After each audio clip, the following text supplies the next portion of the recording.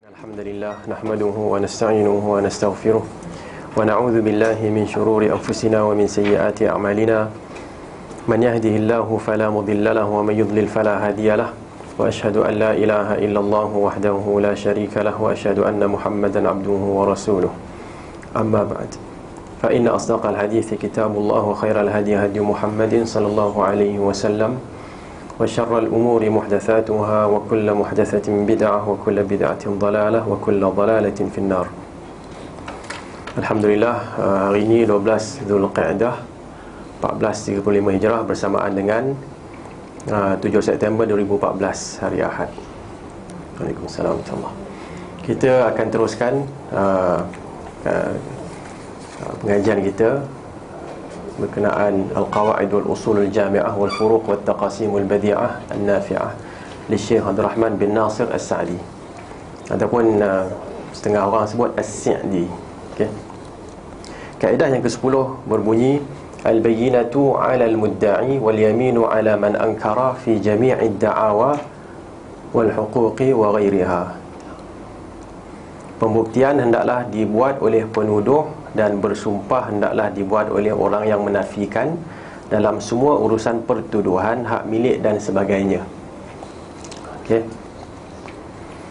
Ini satu kaedah yang cukup masyhur, kerana kaedah ini sebenarnya diambil daripada hadis Nabi sallallahu alaihi wasallam, seperti yang terdapat sedikit 2-3 baris lepas itu, al-bayyinatu 'alal mudda'i wal yaminu 'alal munkir.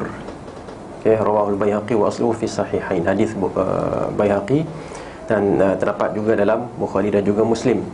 Jadi perkara ini secara umumnya merupakan ijma' para ulama. Sekiranya ada seseorang yang mendakwa mudda'i ini boleh terjemah banyaklah, antaranya menuduh, kan, antaranya juga ialah mendakwa.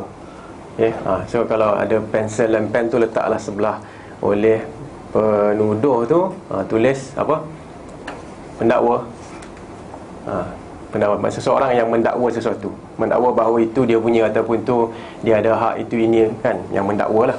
Yang mengatakan sesuatu tentang sesuatu perkara.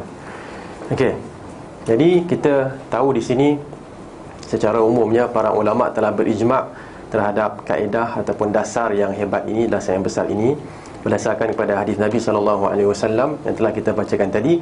Al-bayyinah iaitu bukti ataupun pembuktian, membawa bukti, menyatakan bukti.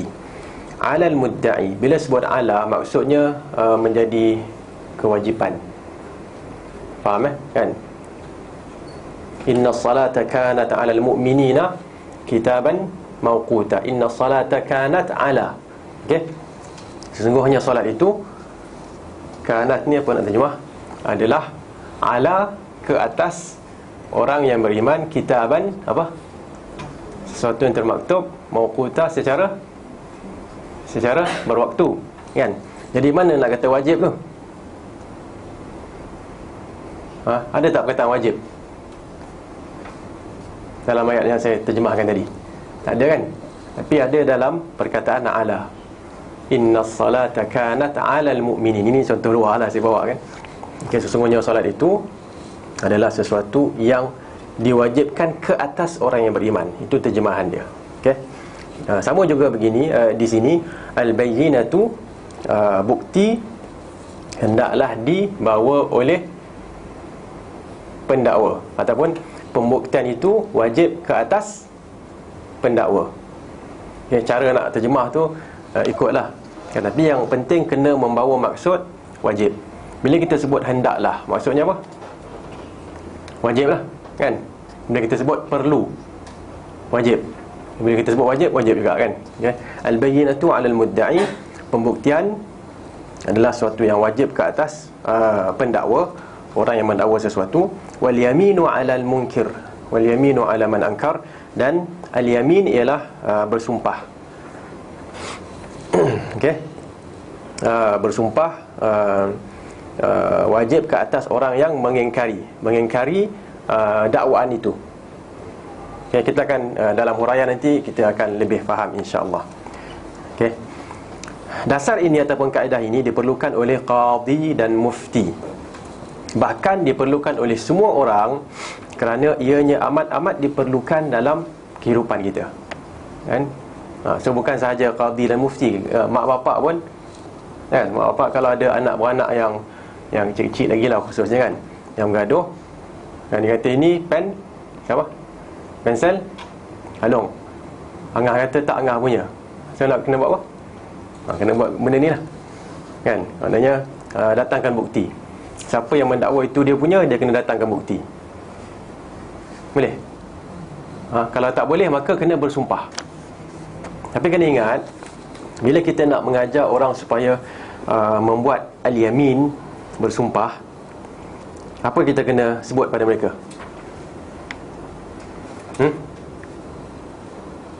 Tak sarapan lagi ke apa? Kenapa? Kita kena beritahu, nak bersumpah ni bukan benda yang mudah.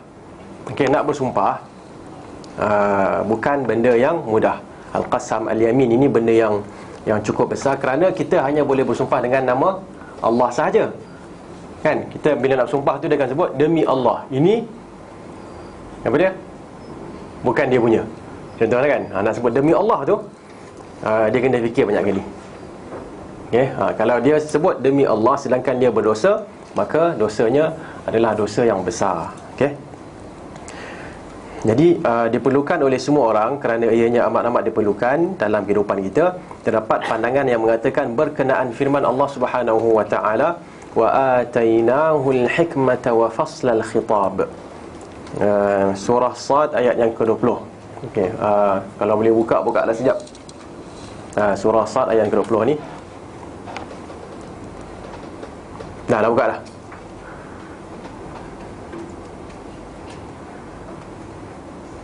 Sad ayat yang ke-20.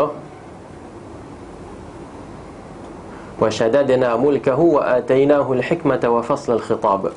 Dan kami kuatkan kerajaannya, dan kami berikan kepadanya hikmah dan kebijaksanaan dalam menyelesaikan perselisihan. Ini untuk siapa? Tentang siapa ni? Tentang Nabi Daud alaihi salam, ayat kepada Nabi Sulaiman alaihi salam. Okey, antara kehebatan yang diberikan kepada Nabi Daud alaihi salam ialah Nabi Daud merupakan seorang rasul dan juga seorang raja. Okey, seorang rasul dan raja. Wa syadadna mulkahu, dan kami kuatkan kerajaannya. Jadi kerajaan Nabi Daud sebagai seorang raja, kerajaannya adalah kerajaan yang kuat.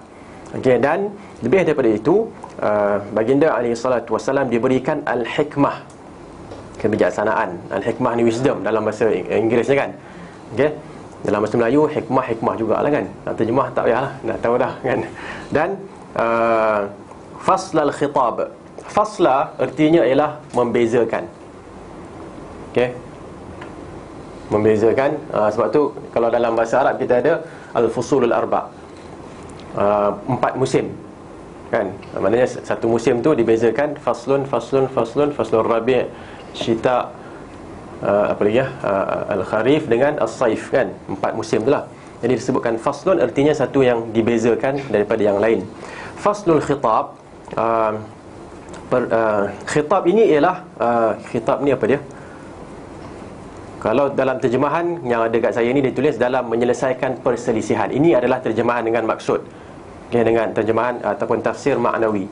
Kalau secara literal, fasla ialah pembezaan, al-khitab ialah khitab ni ialah percakapan, okay, perbezaan dalam percakapan. Ataupun kalau terjemah yang betulnya ialah apa saya tulis kat sini, bijak dalam menyelesaikan perselisihan. Okey, sebagai seorang nabi dan seorang raja, Nabi Daud alaihi salam sering didatangi oleh rakyatnya untuk menyelesaikan masalah mereka. Jadi antara nikmat yang Allah berikan kepada Nabi Daud adalah faslal khitab, bijak dalam menyelesaikan perselisihan yang berlaku di antara rakyatnya. Okey, yang nak kita bincangkan di sini, ada di kalangan ahli tafsir yang menguraikan wa atainahul hikmata wa faslal khitab. Faslul khitab ini dengan apa dia? Pembuktian hendaklah dibuat oleh penuduh dan bersumpah hendaklah dibuat oleh orang yang menafikan. Okey, faslul khitab yang diberikan kepada kebijaksanaan dalam menyelesaikan masalah perselisihan yang diberikan kepada Nabi Daud adalah apa dia? Ini dia, iaitu pembuktian hendaklah dibuat oleh penuduh dan bersumpah hendaklah dibuat oleh orang yang menafikan. Siapa sahaja yang datang mendakwa ini barang saya, okey, yang ada pada dia yang dipegang ni barang saya, maka dia kena bawa bukti. Okey, dan kalau ada bukti, selesailah. Okey, bila mana kalau dah bawa bukti dan bukti itu adalah bukti yang benar, bukan bukti yang palsu, selesai, dipulangkan kembali. Kalau tak ada bukti, maka maka orang yang menafikan perkara itu, maksudnya seorang lagi lah, pihak yang kedua, perlulah menyatakan bersedia untuk bersumpah. Okey, dan bersumpah adalah satu benda yang besar, bukannya main-main.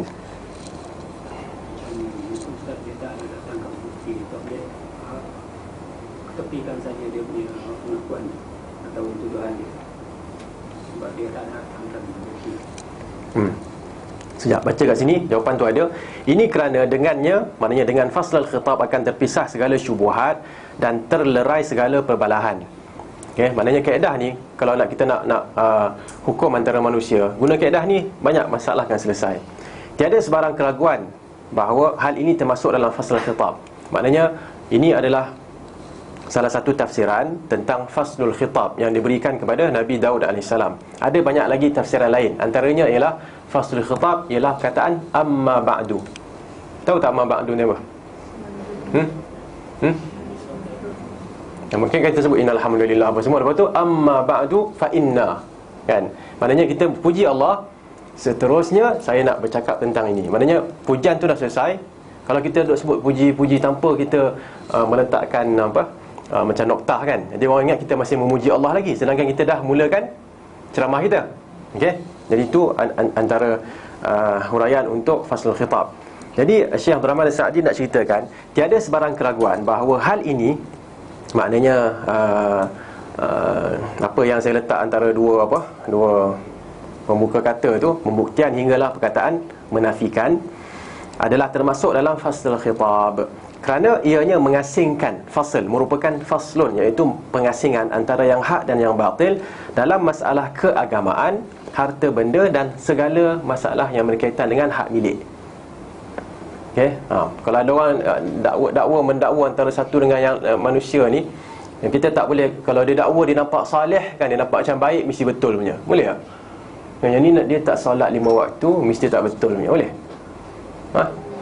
Tak boleh, kan? Kita tak boleh melihat kepada dia datang menangis, ini tak menangis. Yang seorang lagi tu dia kontrol macho, kan, dia tak nak menangis. So kita kata yang menangis itulah yang benar. Boleh?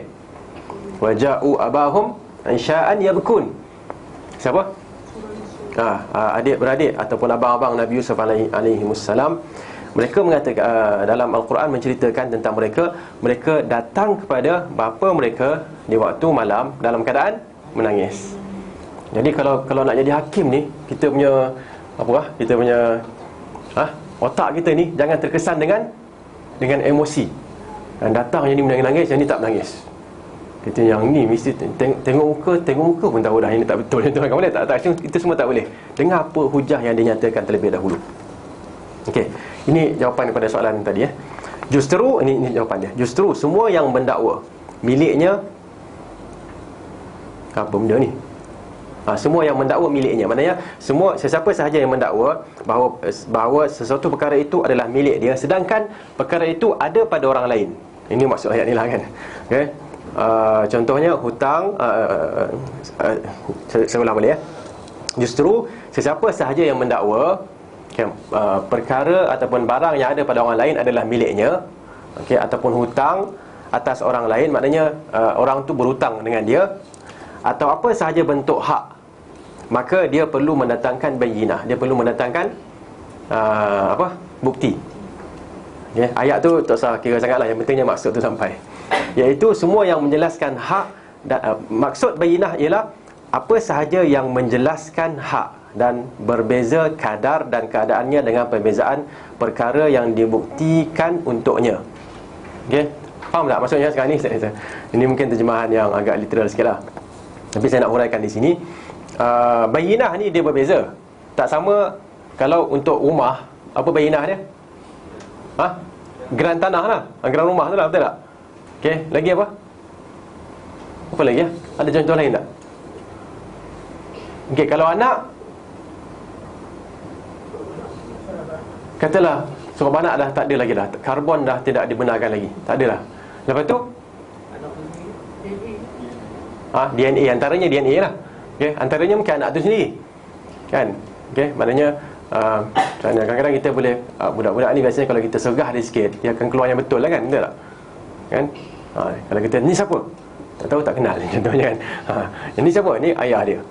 Okey, jadi benda tu pernah berlaku lah. Pernah berlaku pada seorang, bila saya sebut ni baru saya teringat satu kisah kawan saya cerita. Satu hari dia orang Algeria, okay, dia keluar daripada Masjid Haram, dia marah anak dia. Okay, dia marah anak dia, okay, sampai anak dia menangis. Jadi dalam kes begitu, Pak Gad dia akan tengok ni betul ke anak dia. Pak Gad dahsyat, takut ada orang yang culik anak orang, kan? Okay. Jadi Pak Gad pegang tahan dia, okay. Jadi dalam keadaan tu kelang kabut, anak tu punyalah marah, dia kata, ni siapa ni? Bukan bapak aku.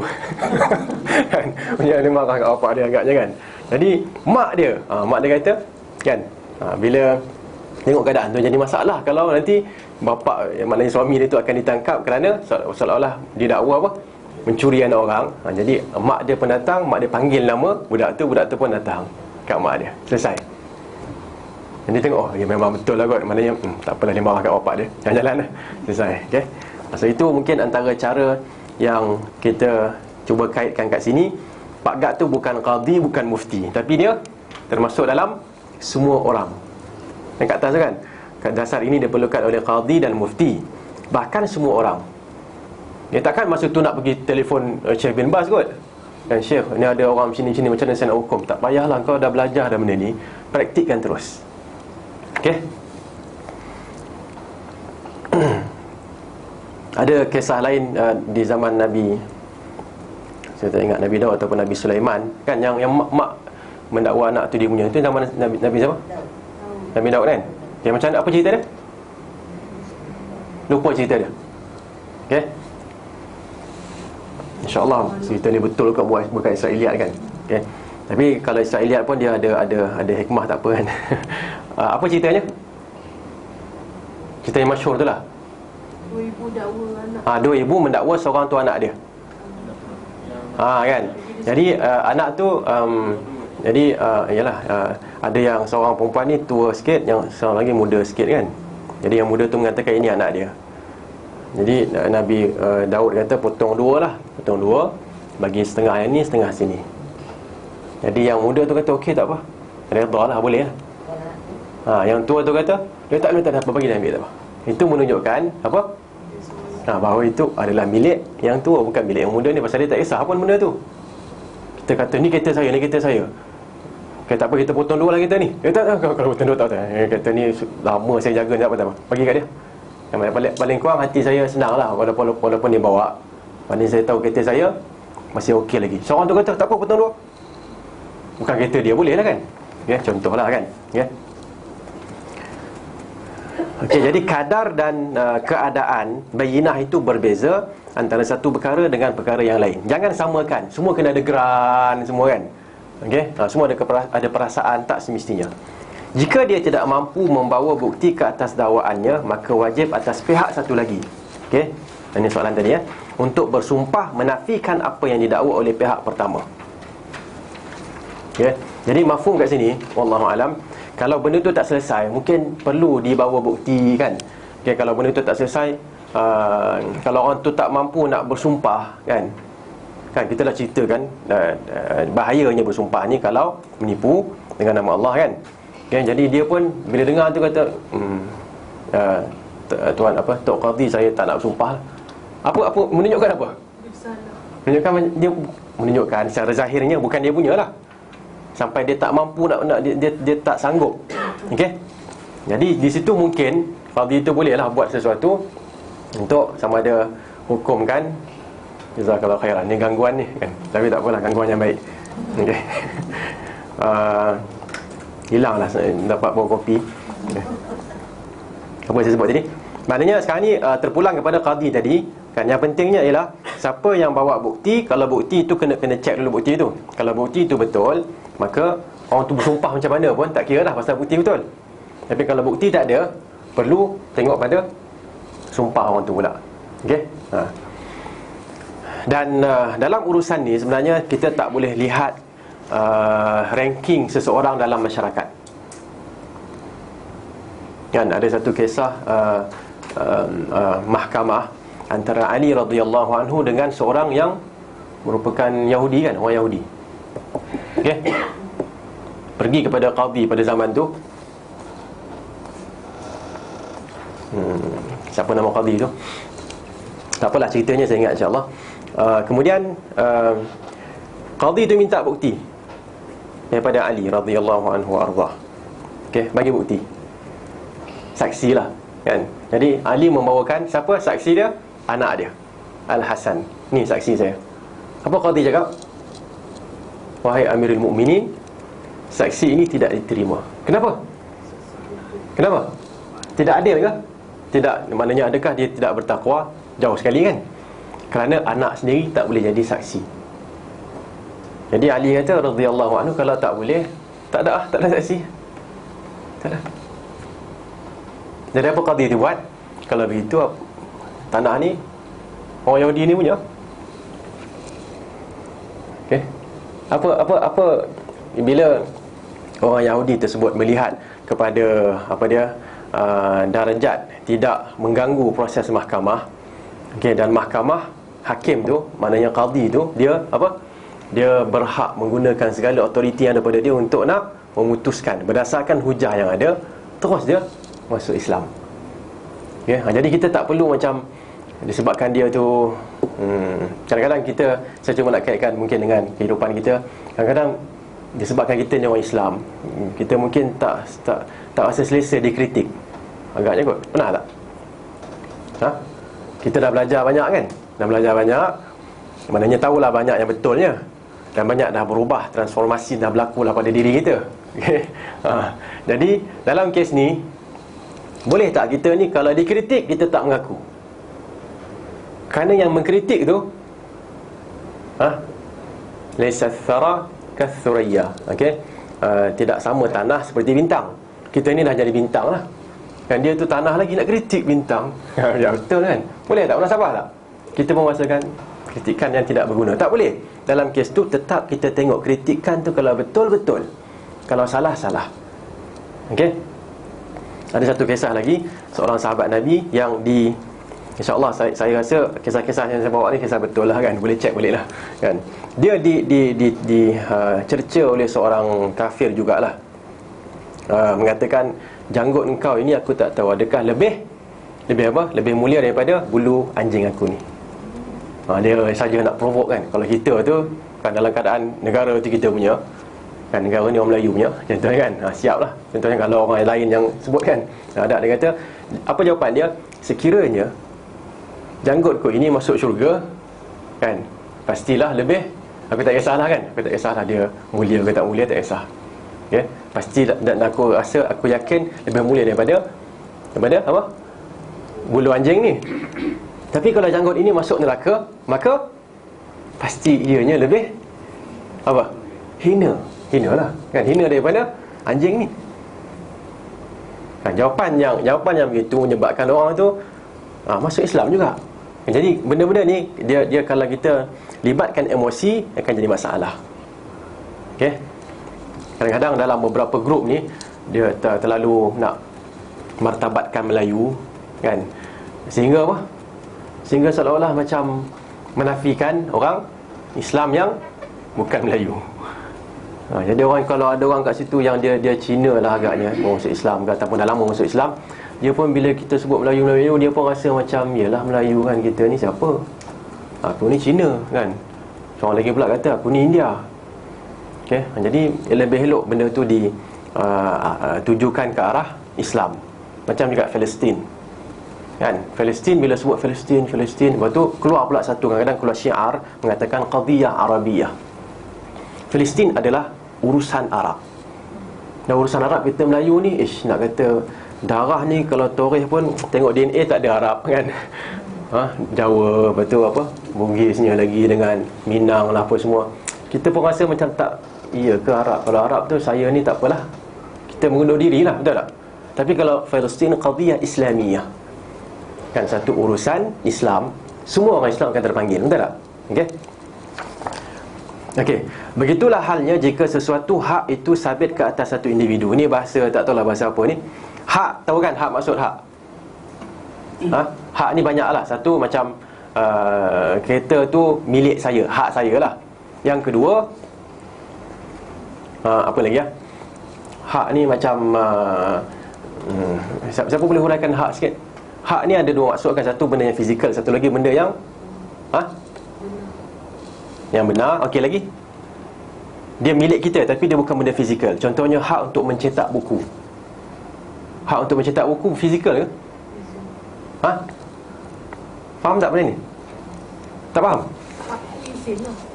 Okey, izin boleh lah. Izin untuk mencetak buku. Izin untuk mencetak buku ni fizikal ke tidak? Tak fizikal kan? Tak fizikal. Okey, macam contohnya hak untuk katalah hak untuk belajar. Dia ada hak untuk belajar. Hak untuk belajar ni fizikal ke tak? Tak akan faham kalau faham itu, fahamlah maksud hak kat sini. Okey. Begitulah. So boleh tak kita nak ubahkan hak tu? Contohnya, saya bebaskan seorang hamba. Okey, saya bebaskan seorang hamba. Okey, tapi dia bukan maula kepada saya. Saya nak jadikan dia maula kepada kawan saya, boleh tak? Tahu tak maula tu apa? Maula ni maksudnya ialah hubungan antara hamba dan tuan yang telah dibebaskan. Tu nak hubungan dia maula. Okey, kalau hubungan kita dengan ayah kita, hubungan dia adalah apa? Oh, tinggi sangat ya? Tak kan? Saya tinggi kot sini kan, tapi cakap saya tak tinggi sangat. Okey. Kalau hak okey, contohlah kan, ayah dengan anak, hak dia bukan dia punya hak, dia punya apa? Hubungan dia nasab. Okey. Sekarang ni ayah tu, okey, mak kita lah, mak kita dia susukan seorang. Dia bagi susu pada orang lain, bukan adik-beradik kita. Okey. Orang Abu ni jadi apa? Ahmad tadi tu, ataupun kita tak lama Naim. Naim ni jadi apa? Apa hubungan dia? Okey, jadi keluarga sesusuan. Ada tak harta dalam pusaka? Ada tak? Ada juga. Ada. Ya, kalau tak ada semua orang dia dapatlah kemudian kan. Satu lagi hak ialah maula. Okey, iaitu apa? Hubungan ayah kita ni dia bebaskan seorang hamba. Okay, jadi hamba tu fulan maula Abu Naim kan, ataupun maula Abu Ahmad. Okey, maula kepada bapa si Ahmad ni. Okey, jadi kalau katalah bapa si Ahmad ni tak ada adik-beradik, tak ada anak-anak, tak ada isteri dan sebagainya, semua dah meninggal lah semua. Dia paling panjang umur dia 120 tahun contohnya kan. Dan harta dia punyalah banyak. Dan dia pun tak nak kahwin lagi, dia tinggal seorang dia je. Dan dia ada maula ni tadi. Maula ni masya-Allah, keluarga dia dengan 4 isteri, dengan 40 anak, dengan rumah 40 semua kan. Tapi sewa semua, miskin. Maknanya dia kena kerja lah. Tiba-tiba matilah billionaire ke apa ni, Abu Ahmad tadi. Siapa dapat harta dia? Tadi maula dia tadi dapat. Okey, dia berhak. Okay, jadi saya nak cerita kat sini, itu maksud saya nak huraikan maksud hak kat sini. Hak sini bukan sahaja benar, tak. Hak itu hak milik, sama ada yang fizikal ataupun yang tidak bersifat fizikal. Siapa tahu bahasa Melayunya? Apa, puan? Anda tak tahu tak? Kalau hak fizikal lah, yang tak fizikal tu hak cipta. Kita panggil apa? Bahasa Melayu? Tapi faham kan? Kalau faham tak apa. Okay, so, anda semua tahulah, bukan mana susahnya nak terjemah benda tu. Okay, kan? Dia dah dapat, tapi nak tulis tu dah lah kita SPM pun tak apa hebat sangat. Bahasa Melayu kan, punyalah pening. Okay? Begitulah halnya jika sesuatu hak itu sabit. Maknanya sabit ni sabit dalam masa, kalau dekat mahkamah pun disabitkan hukum kan, disabitkan kesalahan. Okay? Itu maksud sabit kat sini. Jangan faham sabit rumput tu. Okay? Jika sesuatu hak itu sabit ke atas satu individu, kemudian dia mendakwa bahawa dia terlepas daripadanya. Okey. Dengan, faham tak contohnya apa? Dia kena jaga apa? Dia kena jaga apa? Cuba bagi. Merupakan hak dia, kewajipan dia menjaga. Sebutlah, bagi tolong saya sikit. Menjaga? Menjaga harta siapa? Boleh, menjaga harta.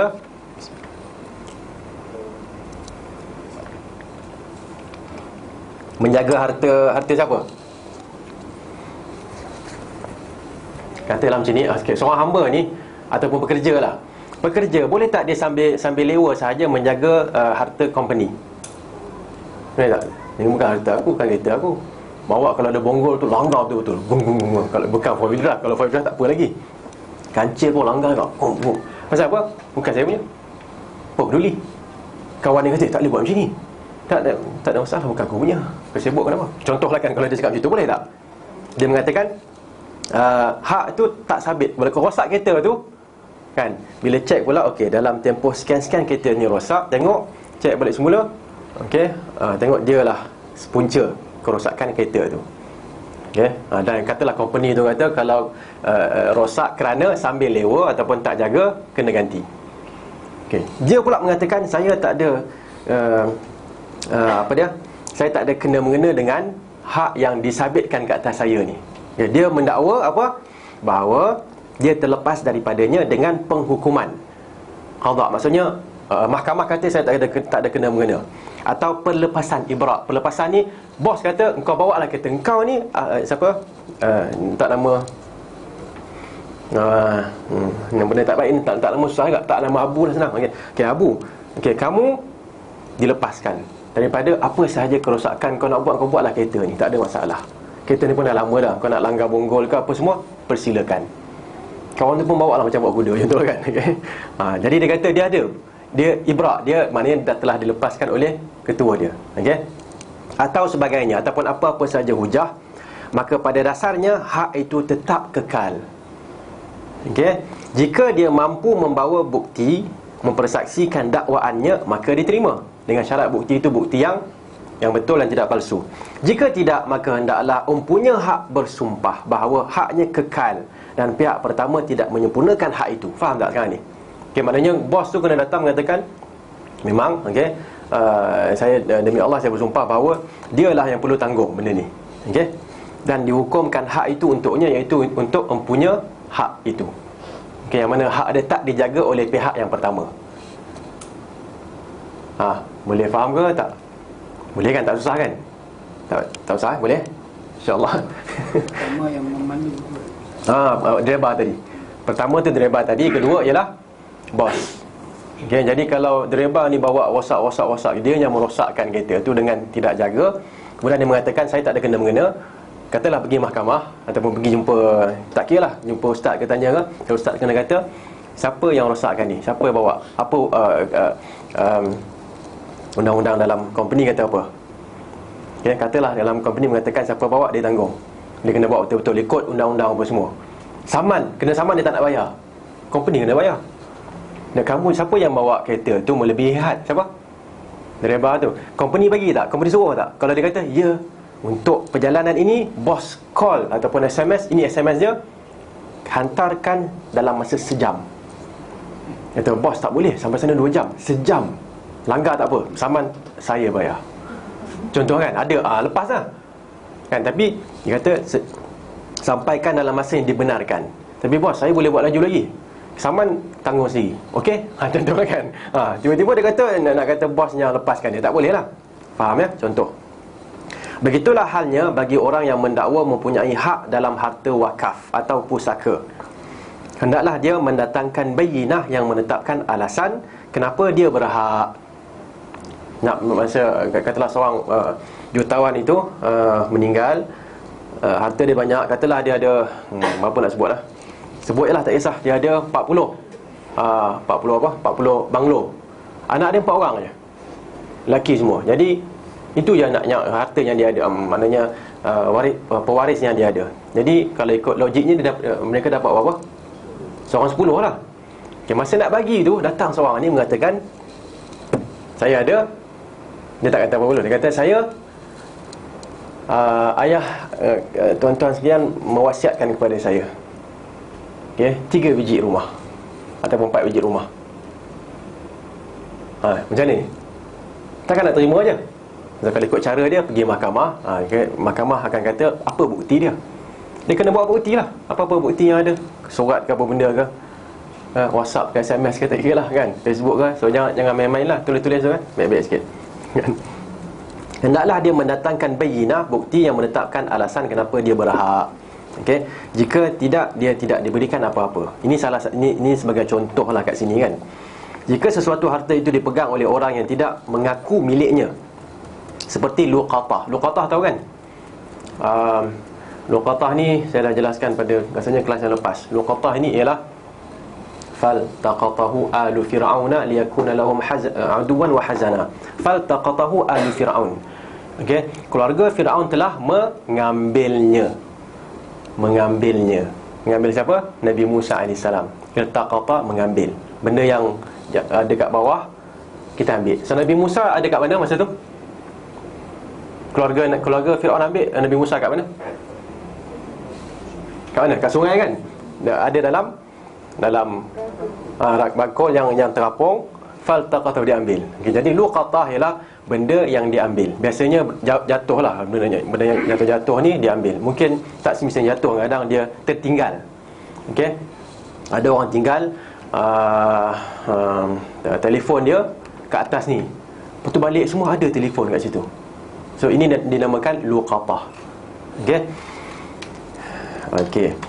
Jika sesuatu harta itu dipegang oleh orang yang tidak mengaku miliknya, seperti luqatah. Okey, dia kata ni bukan milik saya pegang sahaja, dan harta yang tidak diketahui tuannya, maka cara bayinah bagi orang yang mendakwa itu miliknya. Kalau orang tu datang, dia kata ada tak telefon sekian-sekian, so jumpa, pergi office. Apa cara dia? Apa bayinah dia? Kan, telefon tu dah tak ada dah kot agaknya. Geran telefon tu dah, kan, siapa simpan geran telefon yang dia beli? Ataupun yang katalah suami dia ke abang dia ke bagi kat dia, geran tu disimpan. Ada tak? Tak ada orang Malaysia buat gitu kot. Tak ada kot saya rasa lah kan. Okey, jadi caranya ialah dengan menjelaskan sifat-sifat muktabar barang tu. Dia tak boleh kata telefon lah, telefon yang tu telefon. Telefon. Itulah dia, itu yang saya nak ceritakan. Telefon bagi saya. Tak, telefon tu telefon macam mana? Dia kata telefon smartphone. Okey, smartphone pula apa nama dia? Okey, kalau ada apa? Kalau ada apa password dia? Passcode kan, password dia kan? Apa passcode dia? Okey, cuba sebut. Kita sebut pun kita sebut dia pun tekan-tekan betul lah. Betul tu memang betul lah kalau passcode tu dah betul, takkan dia bukan dia punya kan? Secara umumnya begitu. Okey. Demikianlah semua dakwaan memerlukan dasar ini, kaedah ini. Allah jua yang lebih mengetahui. Mirip dengan dasar ini adalah dasar yang berikut. Okey. Maknanya saya rasa kita dah faham dasar yang ke-10. Kita masuk terus kepada dasar yang ke-11. Al-aslu baqa'u ma kana ala ma kan. Ada soalan? Okay. Macam apa ni, yang anak dapat 10 biji rumah tu, datang seorang lagi mengaku kata yang dia telah diwasiatkan. Bukankah itu mesti dibuat sebelum dia mati, Ustaz? Memanglah dah buat lah. Maksudnya sekarang ni soalan dia isytihar lah. Soalan dia bukan dibuat, tapi ada bukankah perlu diisytiharkan. Kadang-kadang tak juga, tak semestinya. Sebab tu boleh, kena ada bukti lah. Kena ada bukti. Ya, dia masalah isytihar ni satu masalah yang besar sebenarnya. Okey, contoh sekarang ni, menceraikan isteri di luar mahkamah, sah ke tidak sah? Sah ke tak sah? Sah kan? Okey, perlu tak diisytiharkan? Ini masa nak minum kopi ni kan. Perlu tak diisytiharkan? Siapa kata perlu tadi? Isytihar tu saja. Isytihar tak, itu dalam jawapan lah kena sebut. Pada keluarga saja. Pada keluarga. Kenapa perlu diisytiharkan? Kenapa? Kalau orang kata perlu isytihar, kenapa? Pasti dosa kalau dia Kalau tak isytihar berdosa. Berdosa sebab kalau dia tinggal serumah lagi. Kalau dia tak tinggal serumah, Berkaitan dengan nafas. Kalau dia tak diisytiharkan, dia maksudnya dia perempuan tu bekas isteri tak dapat didatangi oleh ataupun orang lain tak dapat masuk dalam. Okey, maksudnya dia ada banyak dia ada banyak kaitan lah. Satu, kalau dia tak isytiharkan, nanti kita tak tahu dalam pusaka dia ada hak ataupun tidak. Okay, yang kedua, kalau dia, antaranya ialah kalau dia tak isytiharkan, nanti masalah dengan keturunan. Okey, kalau katalah dia tak cukuplah yang dua tu rasanya. Okay. Disebabkan itu dan yang lain-lain mungkin, setengah negara mengatakan urusan perkahwinan, urusan penceraian, yang berkait rapat dengan maqasid yang 5 ni kan, antaranya ialah menjaga nasab, keturunan, perlulah direkodkan. Sebab tu kalau kat Malaysia, siapa nak ceraikan isteri dia nak ceraikan, sah cerai itu di luar mahkamah, sah. Tapi dia wajib pergi untuk rekodkan di mahkamah. Dan disebabkan dia dah ceraikan di luar mahkamah, dia kena denda RM1,000. Okay? Kenapa denda RM1,000? Kerana kita nak rekod benda ni. Kalau katalah anda cerai kat luar, kemudian tak rekod, masalah besar akan berlaku. Okay? Jadi bukan pergaduhan apa benda semua kan. Okay? Jadi situ datang rekod. Siapa tak rekod kena denda. Okay? Jadi apa saya nak sebut tadi ya? Kenapa saya keluarkan contoh tu? Untuk tak ingat lah. Isytihar. Okey, isunya ialah isytihar. Itu adalah salah satu contoh isytihar. Okey, buat ataupun melakukan sesuatu perbuatan dan mengisytiharkannya dua benda yang berbeza. Okey, mengisytiharkan tidak merupakan syarat untuk sahkan perbuatan tu. Tetapi mengisytiharkan akan menyelesaikan banyak masalah. Contohnya, kalau seorang tu dia nak kahwin, ada 5 rukun tadi. Apa 5 rukun tu? Bakal suami, bakal isteri, suami isteri lagi, apa? Wali lagi, 2 saksi dan mas kahwin kan? Betul? Lulus sikit insya-Allah. Okay. 2 saksi dan mas kahwin. Katalah yang ada ni je, orang lain semua tak ada, sah ke tak? Yang ada dalam majlis tu kan seorang, okey, anak dia, anak perempuan dia, kemudian 2 kawan dia dan seorang yang dia nak kahwinkan dengan anak perempuan dia. 5 orang ni yang ada. Dan ada mas kahwin, kawan ni ada duit.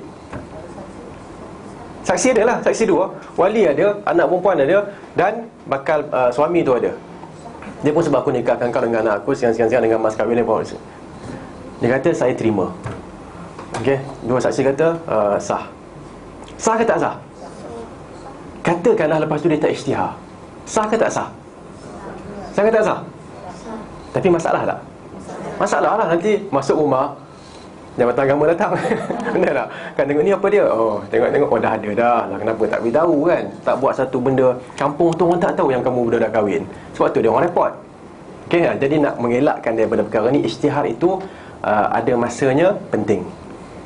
Okay, tapi ada masanya isytihar tak diperlukan. Contohnya, kita bagi sedekah, kat 10 orang anak yatim, esok isytihar dekat surat khabar, perlu tak? Itu tak perlu. Tak perlu.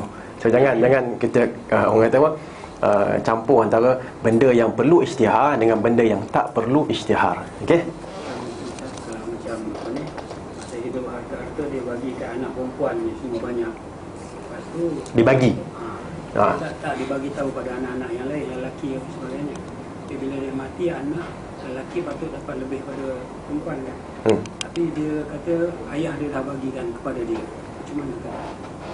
Ayah dia dah bagi pada dia. Okey. Ini okey, saya nak jawab yang soalan tadi dulu. Okey, sekarang ni bila 40 banglo tadi dengan 4 orang anak lelaki, yang ada ialah mereka sahaja selepas ayah mereka meninggal, mereka akan dapat 10. Bila datang seorang yang mengatakan, ayah kamu semua mewasiatkan kepada saya 4 buah. Okey, dan dia pun mendatangkan bukti yang disahkan oleh mahkamah. Okey, bukti wasiat dia tak boleh lebih daripada 1/3. Kalau 4 buah daripada 40, 1/3 ke tak? Jauh kan? Tak sampai lagi kan? Jadi mahkamah putuskan bagi kepada mereka. Okey, bagi kepada lelaki tadi kerana bukti dia ada. Itu satu hal lah.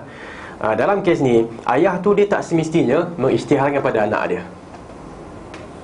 Anak-anak yang lain. Mana masa-masa dia wasiat tu, dia tak perlu isytiharkan. Kalau dia nak isytiharkan, boleh. Tapi kalau dia tak isytiharkan, tidak menjadi kewajipan untuk dia isytiharkan. Betul tak? Maknanya, adakah wajib seorang ayah tu, bila dia nak bagi harta, dia kena beritahu kat ayah, Long, Angah, siapa seorang lagi tu, Atih, Acu, contohnya kan, yeah. Ayah bagi 10,000 untuk Masjid Al-Aqsa. Kena beritahu ke kat anak dia? Kena beritahu ke tak? Tak perlu beritahu pun. Betul? Pasal tu harta siapa? Harta bapak dia. Kenapa bapak dia nak beritahu? Tapi kalau sebaliknya, mungkin ada perbincangan ulama', kalau kita nak pergi musafir pun kena beritahu kat mak kita, beritahu kat ayah kita. Kalau mereka izinkan baru pergi kan. Contohnya nak berjihad, kena minta izin tak bapak? Ustaz, takkan jihadnya Ustaz? Bukannya saya pergi berkelah ke? Tak, saya berjihad. Tak payah minta, tak, kena izin. Minta izin. Kalau mereka izinkan, baru boleh pergi. Okay? Sebaliknya tak. Okay? Jadi bila balik kepada soalan yang kedua tadi apa? Anak perempuan. Bagi dengan pusaka lain. Okay? Bagi dengan pusaka lain. Kalau bagi, kena sama rata. Kalau pusaka, kena ikut pusaka, kena ikut faraid. Faham tak? Nak bagi satu kereta kena satu kereta lah. Kerana ada 4 orang anak, 2 lelaki 2 perempuan. Nak bagi kereta, lelaki dapat 2 kereta dan anak 1 kereta. Macam tu. Masa nak bagi tu, macam tu ke? Tak. Bagi kena sama rata. Okay? Dan sama rata adil sini pun mengikut orang tu lah. Okay, takkanlah bila sebabkan 4 orang anak kena beli XL semua. Tak kan? Ni XL, ni L, ni MS. Takkan semua XL nak sama rata Ustaz, kena sama semua. Tak boleh. Tak. Dia sesuai dengan dia, sesuai dengan orang tu. Okay, tapi kena bagi. Bila bagi kereta, kena bagi kereta.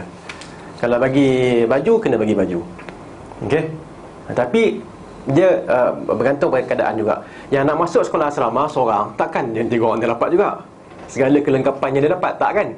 Nantilah kalau kamu masuk, bila Angah masuk nanti akan dapat lah. Betul? Okay? Kalau siapa? Kalau Atih masuk 4 tahun lagi, insya-Allah Atih dapat. Acu pun sama juga lah. Tak boleh lah seorang nak masuk asrama semua dapat kelengkapan. Ini apa dia ni kan? Itu bukan dasar keadilan. Okey? Jadi kalau dia bagi masa hidup, dia kena bagi sama. Okay, kalau dia tak nak bagi sama rata, boleh tak? Boleh tak boleh? Tak. Ini masa hidup ni. Masa hidup bukan harta pusaka. Masa hidup adalah antara hibah, adalah harta hibah, pemberian. Ada kadang-kadang mak bapak ni dia tak nak mungkin dia takut nanti kalau dia meninggal, beranak ni jadi macam sama ada bergaduh ataupun tak tahu nak uruskan macam mana. Nak cari harta bapak kita berapa banyak tak tahu, banyak sangat contohnya kan. Ataupun ada lah tapi tak tahu nak cari kat mana. Nak cari dalam beg yang mana satu kan, betul beg tu pula kena, katalah kalau boleh cari pun tak, dia orang tak tahu. Jadi kadang-kadang setengah bapak ni dia awal-awal lagi dia dah bagi dah. So kalau nak bagi, kena bagi apa? Sama rata.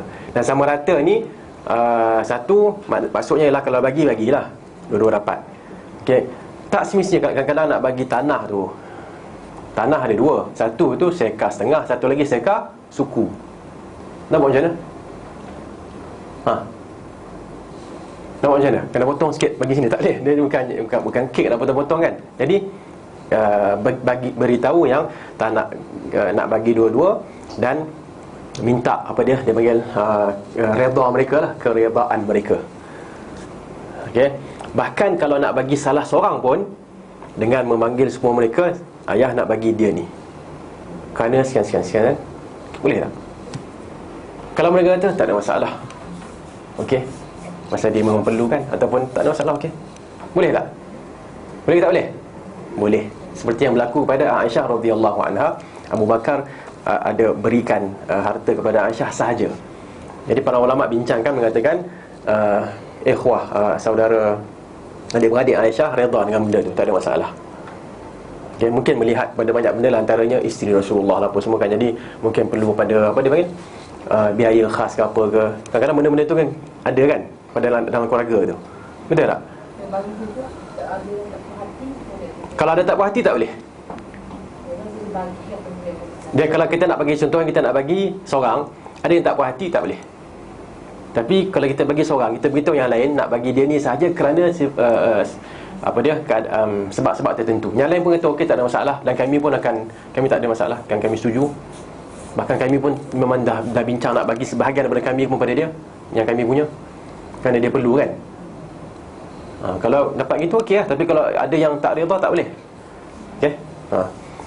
Jadi itu pembahagian masa hidup. Tak sama dengan pembahagian atau pusaka yang perlukan kepada faraid. Faraid ni pun sebenarnya kalau dah dapat, katalah seorang empat lagi lah kan, 4 orang ni, yang tuanya 2 lelaki, yang muda 2 perempuan. Okay. So dapat nanti buat apa? Dapat macam tadi lah, kita nak letak apa yang hebat sikit, banglo lah. Okay. Dia ada kena pula ada 6 banglo. So 2, 1. Betul. Tapi disebabkan 2 ni dah jadi businessman, yang 2 ni masih lagi belajar. Dia orang berfikir kita Long Angah ni fikir minum sambil minum kan. Kita ni bukan sekadar 2 banglo, kita ada 10 banglo setiap seorang. Yang 2 tu daripada usaha mereka tak ada apa-apa lagi. Macam ni lah kita bagi kat dia. Setuju tak? Boleh, jom bagi. Kadang-kadang ada kan, boleh fikir macam tu, bagi lah. Ada masalah tak? Tak boleh, yang dapat faraid kena ambil. Memang kena ambil, tapi dah ambil tu boleh bagi tak? Bagi lah kalau nak, tak ada masalah. Okay, tapi masa nak bagi kena bagi secara betul ikut faraid. Okay. Al-aslu baqa'u ma kana ala ma kan. Makan, okay? Perkara yang asal adalah sesuatu itu kekal seperti sedia ada. Wal yaqinu la yazulu bisyak, dan keyakinan tidak hilang dengan keraguan. Okay, saya rasa ini tak susah sangat kot. Tak macam tadi pun tak susah sangat sebenarnya kan. Ini merupakan satu dasar yang besar juga yang ditunjuk oleh sabda Nabi SAW dalam hadis sahih. Apabila seorang lelaki mengadu, dia merasakan sesuatu semasa solat, dia rasa macam keluar angin. Okey. Lalu baginda SAW bersabda, la yansarif hatta yasma' sautan aw yajida riha. Janganlah dia pergi meninggalkan solatnya, okey, sehinggalah dia mendengar bunyi. Okey. Ataupun menghidu bau. Okey, merasa sesuatu ni maksudnya keluar angin lah. Kan? Okey. Jadi dia rasa was-was ni dah batal ke tak batal ni? Keluar angin ke tak keluar angin ni? Kan? Okey. Boleh tak dia tinggalkan, nak ambil wudu? Tak, jangan. Sehingga dia pasti. Tapi memang dia, kalau dia pasti, boleh tak dia kata batal ke tak batal? Tak. Kalau dah pasti, pastilah. Faham kan? Okey. Tapi kalau dia masih lagi tak dia, kadang-kadang benda ni biasa berlaku pada musim sejuk. Kan? Kalau musim sejuk, musim panas tak sangat kot, saya rasa lah kan. Okay? Jadi Nabi mengatakan di sini, jangan tinggalkan solat dia untuk pergi ambil wudu, kecuali kalau dia dengar bunyi angin tu keluar, ataupun dia hidu bau angin bau angin tersebut lah. Iaitu sehingga dia yakin, maksud hadis ini, jangan tinggalkan solat dia untuk ambil wuduk kecuali kalau dia yakin wuduknya batal. Jika dia yakin tentang sesuatu perkara atau meneruskan, ini huraian lanjut lah. Jika seseorang itu yakin tentang sesuatu perkara, contohnya dia dah ambil wuduk, okay, atau meneruskan sesuatu asal, sesuatu benda yang asal dah ada. Wuduk tadilah, kata dia meneruskan. Okay. Baru lepas sembahyang duha, contohnya pukul 11, terus datang sini. Okay. So wuduk tu ada tak? Adalah kan, kiranya macam ada lagi lah kan. Dia tak ada pula pergi tandas, tak ada. Okay. Sesuatu asal, perkara yang sedia ada, maka pada dasarnya dikekalkan perkara yang diyakini itu. Okay. Bila fikir balik semula, dia memang yakin tadi pukul 11 dia masuk bilik air ambil wuduk. Ini orang yang pertama. Orang yang kedua, dia tak tahu bila dia ambil wuduk, tapi dia yakin pukul 11 tadi dia solat duha. Daripada pukul 11 sampai sekarang, kan, barulah tiba-tiba terlintas dekat otak dia, wuduk ada lagi ke tak ada. Kadang-kadang berlaku kan. Okey.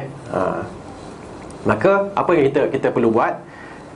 Pada dasarnya, kekalkan apa yang diyakini. Faham kekalkan apa yang diyakini. Saya yakin pukul 11 saya ambil wuduk sampai sekarang ni. Lepas tu saya tak ingat. Apa yang pasti? Yang pasti pukul 11 ambil wuduk lah. Itulah dia sampai sekarang. Okey. Seorang lagi pula, pukul 11 saya dah solat duha tadi. Lepas tu saya tak pasti nak masuk toilet. Ada nampak tak saya masuk? Kadang-kadang dia was-was kan. Ada nampak saya masuk bilik air tadi? Tak adalah pula kan. Kamu duduk sini daripada tadi lagi. So apa hukum dia? Hukum dia ialah solat duha tadilah, maksudnya wuduk masih ada lah. Kekalkan yang tu. Tidak boleh berpindah darinya dengan semata-mata keraguan hinggalah dia yakin perkara itu telah hilang ataupun telah tiada. Jangan. Jangan tinggalkan apa dia yang yakin itu dan berpindah kepada keraguan. Soalan saya kenapa? Kenapa tak boleh?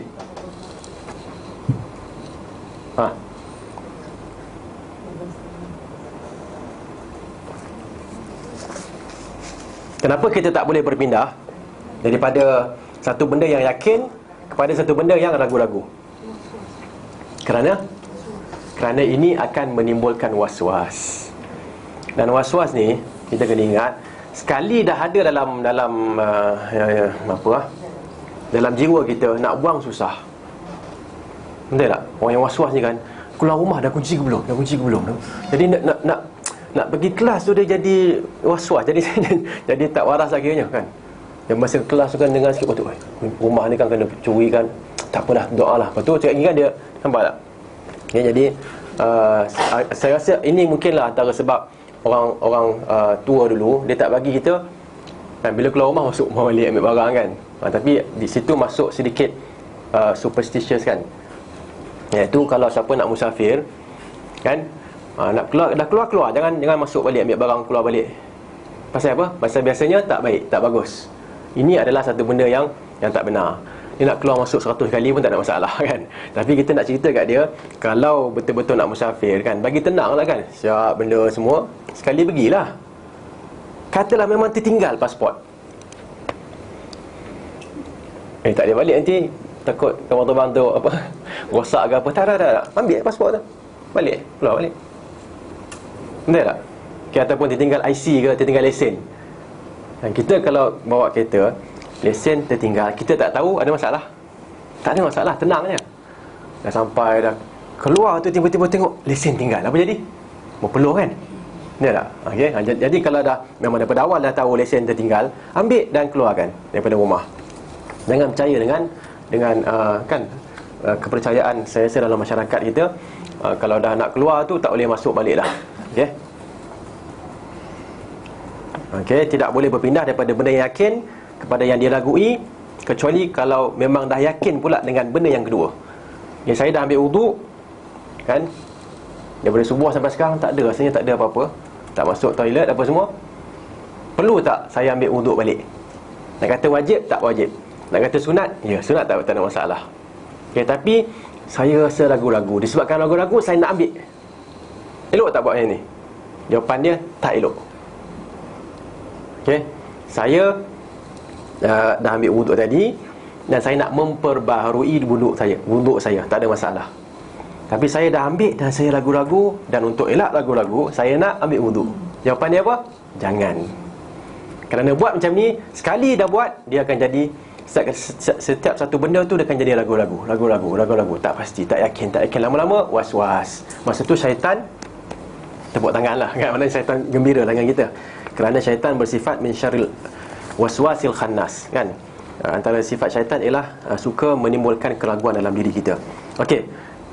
Termasuk dalam kaedah ini sebahagian perbincangan kaedah yang sebelumnya. Kaedah ke-11 ada kaitan dengan kaedah yang ke-10. Siapa boleh cuba nak kaitkan sikit? Baca balik.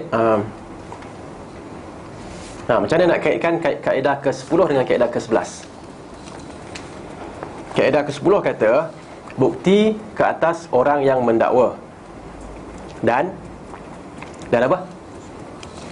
Dan sumpah ke atas orang yang dituduh ataupun menafikan tuduhan tadi ataupun dakwaan. Yang ni pula mengatakan perkara yang asal adalah sesuatu itu kekal seperti sedia ada, dan keyakinan tidak hilang dengan keraguan. Macam mana nak kaitkan? Ada kaitan tak? Sebelum tu ada kaitan ke tak ada?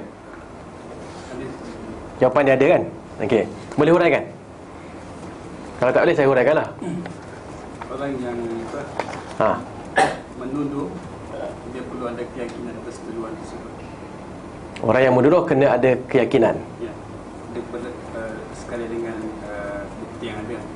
Dan orang yang menafikan tuduhan perlu yakin atas tuduhan tersebut yang dia tidak. Dia sekarang ni bukan orang yang menuduh tau.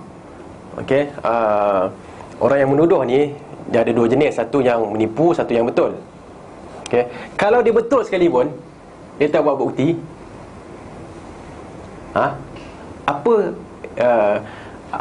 kita kena hukum macam mana? Kita kena hukum ikut apa yang kita yakini, iaitu dia tak bawa bukti. Bila dia tak bawa bukti, hukum dia kekal. So kat sini gitulah, hukum kekal pada yang asal. Hukum asal kekal. Okey, selagi mana tak ada bukti yang mengatakan apa? Bukan hukum dia. Boleh ke? Boleh kot, lebih kurang. Saya rasa seronok mengajar ni, tapi tak tahulah orang yang dengar ni dia seronok ke tak kan. Okey, tak apalah. Kadang-kadang benda ni kalau kita mungkin baca dua kali baru kita nampak. Ya, saya kadang-kadang satu lagi mungkin benda ni pada saya benda yang agak baru jugalah dekat Malaysia ni. Jadi nak menghuraikan tu mungkin memerlukan banyak ilmu yang sedia ada. Ya, jadi kalau rasa macam tak apa faham tu, saya rasa tak ada masalah lagi kot. Yang penting kalau dapat faham sikit pun dah okey dah. Okay? Tak apa. Kalau tak tahu ayat yang tadi tu maksud dia apa, tak ada masalah. Pergi pada perincian kaedah yang ke-11. Okey. Orang yang yakin tentang taharah, kesucian dirinya, iaitu dia telah pun ambil wudu, namun meragui bukan hadas, tukar hadas iaitu batal wudu. Adakah dia mempunyai taharah atau terbatal? Kalau datang soalan begitu, apa jawapan dia? Ikut kaedah ni apa jawapan dia? Pada dasarnya taharahnya kekal. Dia yakin dia nak ambil wudu, tapi lepas tu dia ragu-ragu.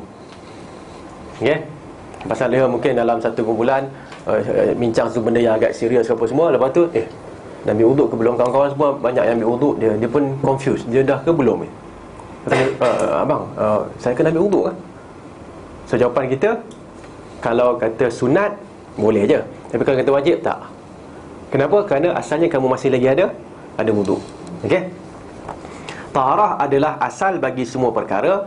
Jika seseorang itu meragui kesucian air, ini huraian lagi, kesucian tempat, kesucian pakaian, kesucian bekas air ke bekas makanan ke atau sebagainya, hendaklah dia menetapkan hukum asal, iaitu suci. Faham tak? Kan ni masuk, kan kita masuk, kita tak tahu ni kursi ni kan dia bersih ke tak bersih. Sini kita mungkin rasa yakin lah kan, tapi kalau dekat bus stop ke mana-mana kan, bila masuk ini nak duduk ni pun rasa berapa ramai dah manusia yang duduk kat sini, betul? Kira semua bersih ke? Tak kan? So kita nak duduk pun rasa macam tak yakin ni. Kita tengoklah, kita tengok pada hukum asal, iaitu bersih, tak ada masalah, duduk. Sehingga bila nak duduk tu ada macam bau semacam je kan, contohnya barulah, ataupun warna yang lain macam barulah kita pergi ke tempat duduk lain. Jangan duduk juga kan. Okay. Satu lagi, jika dia terkena air dari mana-mana corong air kan, dia jalan, katalah kita jalan bawah ni, ada percikan, kata hujan, tak hujan lagi kan, ada rasa macam basah ni kan, tengok atas dah tak ada dah air tu, ataupun ada corong air. Okey, keluar daripada mana-mana, katalah flat yang dekat atas, ataupun rumah kat atas, atau pijak sesuatu yang lembab. Biasanya pijak sesuatu yang lembab ni adalah pada waktu malam lah, waktu gelap kan, jalan-jalan pijak air basah, hal ni air apa ni kan. Okey, namun tidak diketahui, maka hukum asalnya adalah suci. Hukum asalnya suci. Okay, jangan kata disebabkan rasa tak ragu-ragu, saya tak nak. Tak, hukum asal dia tak ada masalah. Okay. Jika dia yakin dia tidak wuduk atau meragui dia telah bersuci atau tidak, maka hukum asalnya adalah dia tidak wuduk lah.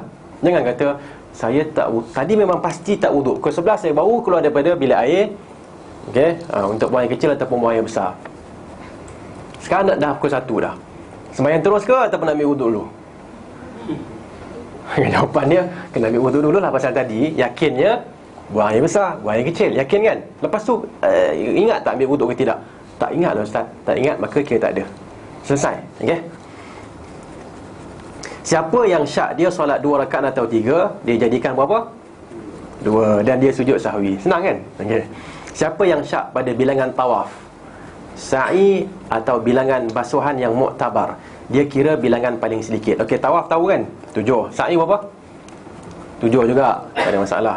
Jadi dia tawaf 3 kan. Bila 3 nak masuk 4 tu ni dia kata bila sampai 3 tu, dia nak masuk 4 tu dia was-was. Ini yang ketiga, yang keempat. Pasal dia duk pegang 1 2 3, tiba-tiba orang langgar terlepas. Kadang berlaku itu kan. 1 2 3 kan dia pegang itu. Tiba-tiba orang langgar ke ataupun orang nak jatuh, tarik tangan dia. Alah hai. Mana ni ke ni tadi? Allahu akbar kan. Dia tak apalah, dia tolong orang tu semua. Lepas tu nak kira apa? Dia dah masuk yang keempat dah sebenarnya, tapi dia was-was 3 atau 4. Dia kira itu adalah yang ketiga, walaupun sebenarnya dia dapat 3 dah. Okey. Okey. Dia sebenarnya untuk tawaf ni, untuk sa'i lebih senang lagi. Pasal sa'i 1 2 3 4 5 6 7, akhir kena kat sana. Jadi kalau dia kira 7 kat sini memang salah lah kan. Okay, kena 1 lagi. Tapi tawaf ni masalah. Kadang-kadang dia dah pusing dah 5, dia ingat 4, dia pun buat 4. Pusing dah sampai 6, dia ingat 5. Tambah lagi lah kan. Dia mungkin akan berlaku begitulah. Okey. Apa maksud basuhan yang muktabar?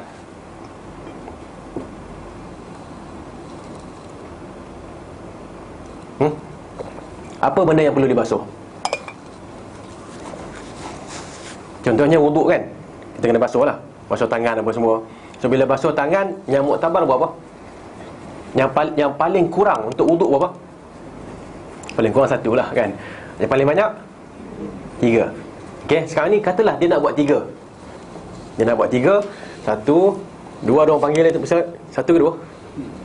Kira 1. Maknanya buat satu lagi, yang kedua pada dia, sedangkan pada sebenarnya dah ketiga dah. Faham eh? Saya buat satu lagi, orang panggil lagi, cepat sikit. Okey. Alamak, berapa ni? Lupa lagi. Dia lupa 2 ke 3, kira 2. Tapi sebenarnya dia dah buat 5 lah. Itu tak ada masalah. Kalau tengok balik CCTV, 5 kali dah kau buat. Contohnya kan. Itu jangan marah CCTV tu. Tapi hukumnya ialah kalau basuhan yang muktabar tu, kita kira yang paling kurang. Okey, paling sedikit. Siapa okey, yang ni saya tanda kerana saya tak faham sangat maksud dia. Pergi pada yang seterusnya. Siapa yang syak, kan dia macam tanda tu kat belakang tu kan. Okey. Siapa yang syak pada asal talak, cerai, atau bilangan talak, cerai, hendaklah dikira yang asal, dan inilah yang lebih selamat. Faham ya? Okey, dia dah ceraikan, tapi dia kira dia lepas tu dia terlupa dia dah cerai ke tidak. Maka cerai ke tak? Tak lagi lah. Okey, dia dah ceraikan 2 kali. Dia ceraikan 2 kali, tapi dia lupa berapa kali. Sekali ke 2 kali? Dia kira sekali. Okey? Itu macam dia kata dia lupa dia dah cerai kan. Tapi dia kira belum cerai. Okay, kalau macam isteri dia nafikan, macam mana Ustaz? Kalau isteri nafikan macam mana? Yang dia kata dia dakwa dia belum cerai kan. Kalau isteri nafikan macam tadilah, kena pergi ke mahkamah lah. Okay, dia kadang-kadang cerai ni, setengah orang tu dia tak cerai dekat rumah dia, dia cerai dekat kedai kopi. Berlaku tak cerai tu? Dia mengatakan saya ceraikan isteri saya, talak 1. Dia cakap begitu. Berlaku tak? Dia cakap kat kawan-kawan, berlaku.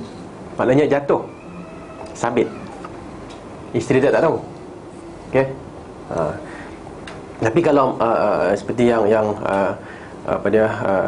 dipersoalkan tadi, katalah dia dah cakap pada isteri dia, kemudian dia lupa. Okey, kemudian dia pun tak ingat apa-apa. Isteri dia kata tak, dah sudah dah sekali dulu. Sini pergi mahkamah, tengoklah. Dia kata saya tak ada bukti. Isteri dia kena bersumpah lah, kan? Tadi mungkin dikira sumpah isteri tersebut. Maknanya mahkamah boleh tengok lah, boleh tengok kat situ sumpah isteri tersebut. Kalau dia yakin dengan dan dia bersumpah apa semua, mahkamah boleh ambil kira yang tu. Maknanya boleh kira bahawa telah pun satu walaupun si suami lupa. Okey. Okey, jika disyaki wanita itu telah selesai iddahnya atau tidak, hendaklah dikira bahawa dia masih di dalam iddah, maksudnya tak selesai lagi. Okey. Ini biasanya kalau seorang pada isteri itu kematian suami ke, ada iddah kan, ada orang lain nak kahwin dia, so boleh tak dia kahwin dalam iddah? Tak boleh. Okey, tapi dia ini rasa-rasa macam dah 5 bulan dah ni, tapi ataupun rasa-rasa dah 4 bulan 10 hari dah, tapi tak pastilah, kira tak pasti lah. Rasa-rasa kira berapa yang katalah dia rasa 4 bulan 3 bulan ataupun 4 bulan, dia kira 3 bulan tu. Okey, ataupun tanya terus lah kan. Jika dia diragui pada asal penyusuan atau bilangannya, ada pernah menyusu ke budak ni, bayi ni, ataupun berapa kali dah susu, okey, hendaklah dikira yang diyakini. Pernah susu ke tak pernah susu, kira tak pernah lah. Okey, dah susukan anak ni tapi lupa 2 kali ke 3 kali, kira 2 kali. Okey, berapa kali susuan yang mengharamkan, maksudnya yang menjadikan anak tu anak susuan? Berapa? 5 khamsu radha'atin. Okey, kena ada 5 kali susuan. Ada pandangan 3, tapi daripada Aisyah radhiyallahu anha 5 kali. 5 kali susuan tu bukan 5 kali bagi susu, tetapi 5 kali bagi susu dia tinggalkan sendiri, kenyang. Okey. Siapa yang panah ataupun tembak, siapa yang memanah, siapa yang memanah binatang ataupun tembak binatang buruan dengan membaca bismillah, kemudian dijumpai binatang itu mati dengan hanya kesan anak panah ataupun kesan peluru, hendaklah dia kira yang asal bahawa matinya dengan anak panah atau peluru dan binatang tu jadi halal. Boleh? Okay, tapi katalah situasi yang kedua, dia tembak, bismillah, tembak kan, betul binatang tu lari. Esok jumpa binatang tu dalam kolam. Macam mana? Halal ke tak? Memanglah ada kesan. Ada kesan tembakan tu ada. Tengok ada kesan tembakan. Yang kedua ada kemungkinan dia mati kepala, kalau kaki lah kolam tak apa, kepala lah kolam, kepala tu kat bawah.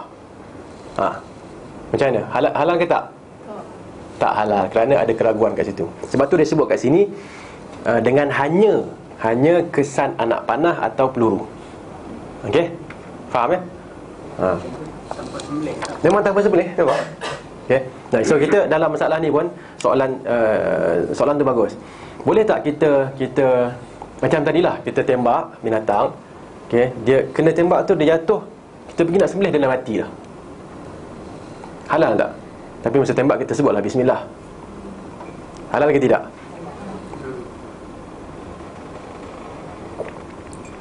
Jawapan dia halal. Okey, kalau kita tembak dia, kemudian kita dapat tangkap dia hidup lagi, apa kita kena buat? Biarkan dia, pasal dah tembak kan. Macam tu kan? Sembelih lah macam tu. Okey. Jadi dan cara nak menghalalkan binatang buruan ni ialah, pertama sembelih, yang kedua nahar. Nahar tahu? Sembelih biasa dekat sini lah, pada dekat leher tu, batang tengkuk tu, batang. Okey. Nahar ialah di bawahnya ada halqum tengah-tengah ni, bawah sikit ni, dia ada macam lekuk ke dalam tu. Ini namanya nahar bahasa Arab. Bahasa kita tak tahu. Tak nak kan? Yang itulah. Ini namanya nahar. Sebab tu fasalli li rabbika wanhar. Apa dia? Unta biasanya dinaharkan dan bukannya dizabah. Zabah ni ialah sembelih. Dia nahar dia. Cocok situ, godek-godek sikit, pancut tu cukup. Kan masa dia tinggi nak tu kan. Biasanya unta akan diikat kaki Cucuk itu berdik kan, lepaskan dia. Dia akan lari ke apa, tak kisahlah. Yang penting fa idza wajabat, bila dah jatuh tu, dah mati, makanlah. Okey. Itu satu. Yang kedua, tembak. Okey, tembak ni kena, syarat dia kena tembus. Faham ya? Tembus. Maknanya kalau anak panah tu tembak, kadang-kadang anak panah tu dia ditolak angin ke, dia jadi dia sengit sikit gitu kan. Kena juga kan. Binatang tu pun dah agak ada sakit jantung ke apa. Jadi bila kena tepi pun dia jatuh mati. Okey, sah tak? Tak masuk. Tak sah. Tapi kalau tembak masuk, kemudian dia mati kerana tu, sah, tak ada masalah. Das tembakan tu, satu das ni. Satu das pun okey. Satu das pun tak apa. Tembus tu tak? Tembus ni lepas keluar sebelah. Tak, tembus masuk. Tak semestinya lepas. Kalau lepas lah, tak lepas pun tak apa. Yang tembus, yang pentingnya tembus. Bahasa betul bahasa. Bukan menembusi, tembus. Betul eh? Menembusi. Kalau menembusi sampai ke sana kan? Menembusi badan dia. Masuk badan dia lah, masuk badan dia, senang. Masuk, yang tajam tu masuk badan dia. Okey. Okey, satu lagi, itu yang kedua kan. Yang ketiga itu dengan alat lah, dengan alat. Daripada jauh. Okey, yang ketiga ialah menggunakan binatang. Pasangkan apa dia? Lampu untuk dia. Saya kalau tak lampu pun tak boleh buat apa tu. Okey. Okey, yang ketiga ialah apa cara nak menghalalkan binatang ni? Yang ketiga ialah dengan binatang, dengan apa dia panggil? Anjing buruan dia panggil. Anjing buruan ataupun binatang buruan. Maknanya kadang-kadang anjing. Apa lagi yang kita boleh gunakan lain daripada anjing? Helang. Kan? Kita ada kita ada harimau yang kita jaga daripada kecil kan. Okay? Macam anjing macam juga. Okay. Kita panggil mau. Tangkap dia kan. Bismillah. Tangkap. Dan dia tak makan, dia bawa pada kita. Dah mati dah pun. Alhamdulillah. Tapi kalau dia tangkap tu, lama pula tunggu kan. Dia dah makan, kaki bahagian depan tu dah habis. Boleh tak makan? Tak boleh. Kerana dia tangkap untuk dia, bukan untuk kita. Ini dalam hadis-hadis Nabi lah kan, rumusan dia. Okey, yang tu dah berapa dah tadi? 3, keempat. Okey, dan masuk dalam yang nombor 2 ialah binatang ternakan yang kita nak sembelih, tiba-tiba dia mengamuk. Macam dekat masa korban nanti akan ada lah apa? Lembu mengamuk lah, unta mengamuk apa semua kan. Jadi dalam situasi itu kita boleh tembak dan kita boleh gunakan lembing walaupun tak kena pada apa? Pada leher dia. Dia ngamuk, ada seorang tu berani sikit lompat kan. Cucuk betul lari kan. Berdarah kan. Seorang lagi lompat lagi. Sampailah binatang tu habis, tak ada masalah. Tapi eloknya masa cucuk tu sebutlah bismillah. Walaupun kena pada perut dia ke. Memang tak boleh, nak tangkap tak boleh. Contohnya kan. Okey. Baik. Begitulah semua benda yang kita ragui kewujudannya, maka hukum asal ialah tiada. Senang. Dalam Islam macam tu. Islam bukan agama yang kita terlalu yang bukan agama yang menerima was-was. Tak boleh, kena yakin. Semua benda yang kita ragui bilangannya, maka hukum asal ialah yang paling sedikit. Contoh-contohnya tiada terbilang. Maknanya ini hanyalah contoh sahaja dan banyak lagi contoh-contoh lain. Kalau datang contoh-contoh yang macam ni, kita hukumlah ikut kaedah ni. Okey? Okey, dengan itu selesai pengajian kita hari ni. Kalau ada soalan boleh tanyalah. Saya nak tanya pasal anjing buruan tu. Dulu saya belajar tidak sempat habis. Dia kata ayuh anjing dengan ayuh kucing sama, sebab dalil diguna dalam surah Al-Maidah tu. Binatang buruan tu tak perlu sama ayuh okey. Jadi saya nak tahu sama ada hadis yang pasal sama tu, yang pasal berjana tu, menjilati berjana tu, kita masih guna pakai ke, ataupun dia terbatal dengan ayat daripada surah Al-Maidah tu lah. Okey, surah Maidah yang keempat kalau siapa nak catat lah. Yas'alunaka madza uhilla lahum qul uhilla lakumut thayyibat wa ma 'allamtum minal jawarihi mukallibina tu'allimunahunna mimma 'allamakumullah fakulu mimma amsakna 'alaikum wadhkuru ismallahi 'alaihi wattaqullaha innallaha sari'ul hisab. mereka menanyakan kepadamu, apakah yang dihalalkan bagi mereka? Katakanlah, dihalalkan bagimu yang baik-baik dan buruan yang ditangkap oleh binatang buas yang telah kamu ajar dengan melatihnya untuk berburu. Okey?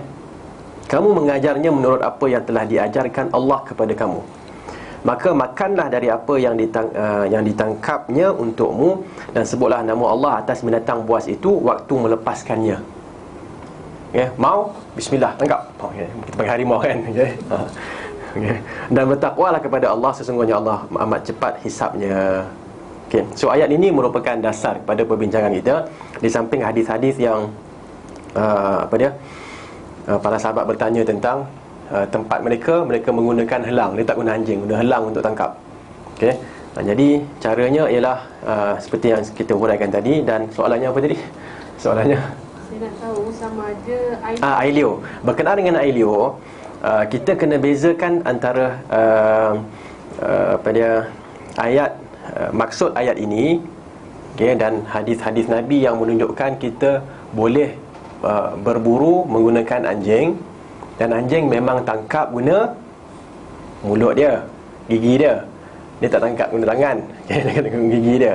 Jadi bila guna gigi dia, pasti kena ailio dekat tempat yang dia tangkap tu, ataupun binatang yang dia tangkap. Okey, bawa kat kita. Okey.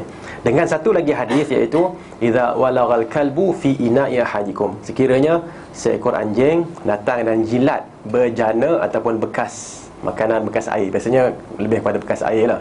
Bekas air kamu, okey, hendaklah dia buang air dia dan basuh sebanyak 7 kali. Pertama dengan campuran tanah.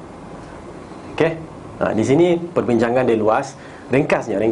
Okey, ringkasnya ialah hadis tentang bejana ataupun bekas air menunjukkan kalau anjing itu jilat, pasti kena buat apa yang Nabi suruh buat, iaitu kena buang air dia dan basuh 7 kali. Pertama dengan samak, kan, itu nama dia samak lah. Pertama dengan campuran air, campuran tanah. Okey, lain daripada itu khilaf. Maksudnya anjing tu dia tak jilat, dia celup tangan dia. Tangan yang mana yang depan lah kan, kaki juga, tapi kira tangan lah, dia celup, dia main-main ni gitu kan. Macam mana? Kena samak ke tidak? Ada khilaf. Di kalangan ulama fiqh ada yang mengatakan kena juga, hukum dia sama. Ada yang mengatakan tidak, kerana Nabi sebut jilat. Okey. Kemudian hadis yang kita bincangkan tadi ialah tangkap kan, anjing tangkap. Bila anjing tangkap dengan gigi dia, dengan mulut dia, so mesti kena dia punya tu kan. So bila bawa tu, Nabi SAW tak ada dalam huraian hadis ataupun dalam lafaz-lafaz hadis yang mengatakan basuhlah apa? Tempat yang digigit oleh anjing yang kamu hantar tadi 7 kali. Pertama dengan tanah, tak ada. Okey. Jadi di sini merupakan penguat hadis memburu dengan anjing, merupakan penguatlah bagi pandangan yang mengatakan jilatan anjing itu khas untuk bekas air.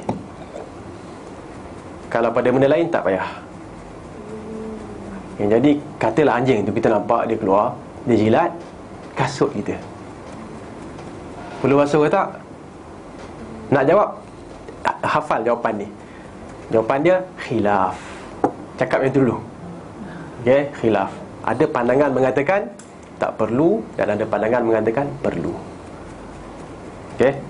Dan pandangan yang lebih kuat ialah tidak perlu. Itu cara jawab. Okey. Dia panggil skema jawab tu kena betul. Jangan kata tak payah. Tak payah tu siap lah kan. Nanti orang marah kan, pasal memang ada khilaf. Jadi kalau kita katalah ada perbezaan, kadang-kadang ada perbezaan pandangan antara dua anak kita pun kan, kalau kita kata terus kan, kita asyik memang pun katalah si Along dah asyik salah je contohnya kan. Memang dia kalau tengok memang dia salah, tapi kita asyik kenakan dia je. Dia apa jadi pada dia? Macam marah, memberontak lah kan. Tapi kita kata okey, dalam kes ni okey, dua-dua dia betul, dua-dua salah kan. Tapi ayah rasa, mak rasa apa yang Along buat ni perlu dia betulkan balik. Jadi dia relax lah sikit, betul tak? Dia taklah tension sangat. Jadi khilaf yang dah ada ni, begitulah caranya kita nak mendepani. Kita nak berurusan dengan khilaf tu. sebut ada khilaf kat sini. Okey, ulama antaranya yang paling kuat pandangan mengatakan amrun ta'abbudi. Apa yang Nabi sebut itu adalah urusan ibadat. Okey, hanya untuk air liur anjing yang kena bekas. Lain daripada itu tak kena. Dan banyak antara contohnya ataupun penguat, dalil penguat ialah tadi anjing tangkap. Nabi pun tak suruh apa? Tak suruh samak pun. Okey, anjing dalam beberapa hadis masuk keluar masjid Nabi. Nabi tak ada pula suruh apa? Samak kan. Berbeza dengan yang dibuat sekarang ni kan, kadang-kadang bila ada anjing je satu rumah kena samak. Betul tak? Okey. Jadi tapi ini satu pandangan yang saya rasa lebih tepat. Pandangan yang lain kita hormati. Kalau ada ustaz pula mengatakan pandangan ini saya rasa lebih tepat, iaitu kena samak, dia juga perlu menghormati pandangan ini. Itu aja, selesai. Okey. Jadi skema jawapan tu kena hafal elok. Kan? Dia SPM ke apa ke, dia dah ajar kita dulu lagi, skema kena betul. Okay, siapa nak balik boleh balik lah, masa dah habis. Siapa nak teruskan boleh saja, sementara kopi ni habis. Anjing tu kalau kita tak tahu kat mana kena, kita was-was lah kan. Kita kan tahu anjing pergi masuk rumah kita, tapi kat mana tak nampak. Kita tahu nampak, kita dah tahu dia masuk, kita keluar tu cari mana dia. Kita pun jadi was-was kan, mana dia jilat tu. Okey. Macam kita dah sebut tadi, ada dua apa? Macam kita sebutkan ada dua pandangan kan. Kalau kita ambil pandangan yang pertama, kita akan mengatakan tak perlu samak. Kerana samak hanya perlu pada jilatan yang kena pada bekas air. Okey. Dalil-dalil lain menunjukkan benda-benda lain yang kena air liur Nabi tak suruh pun. Tapi yang ni Nabi suruh. Okey, itu pandangan pertama. Pandangan kedua mengatakan bila Nabi suruh yang ini, maka membawa maksud, mafhumnya ialah apa sahaja yang berkaitan dengan anjing perlu disamak, termasuklah peluh dia. Betul pula lah kaedah kan, al-jafu bil jafi tahurun bila khilaf kan. Kering dengan kering tak ada masalah. Ini kalau sentuh dia kering, kita tak peluh, dia pun baru orang kata tak peluh lagi contoh kan. Sentuh tak ada masalah. Tapi bila ada apa, peluh ke ataupun basah, barulah perlu untuk dibasuh dan sebagainya. Kalau ambil pandangan yang kedua, maka itu kita akan dapati di kalangan masyarakat kita ada yang akan membersihkan keseluruhannya. Tapi soalan tadi tu sebenarnya boleh kaitkan dengan kaedah yang baru kita belajar tadi, iaitu kalau kita tak tahu dia ke mana dan tak nampak kesannya, maka hukum pada hukum asal, iaitu tak ada lah.